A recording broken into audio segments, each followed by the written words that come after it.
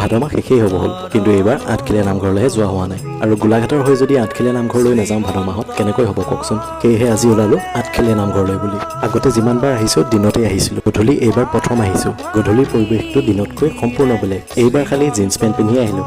দাই দুখ নধৰিব ৰাইজ। মোৰ মতে কাপোৰতকৈ কিন্তু ভক্তিটোহে মেইন, নে কি কয়? চাকি বন্তি জ্বলাই আমি অলপ সময় নামঘৰতে কটালোঁ। ৰাতি অলপ মানুহ কম হ'ব বুলি ভাবিছিল, কিন্তু নহয়, ৰাতিও যথেষ্ট মানুহ হৈছিল। বহে ব্ৰহ্মাণ্ড কভেৰি,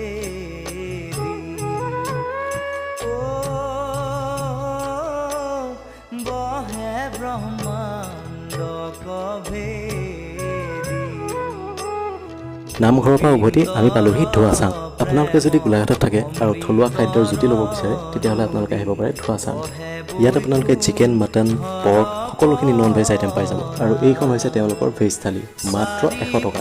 যদি গোলাঘাট আহে ধোৱাচাঙত নোসোমোৱাকৈ নাযাব।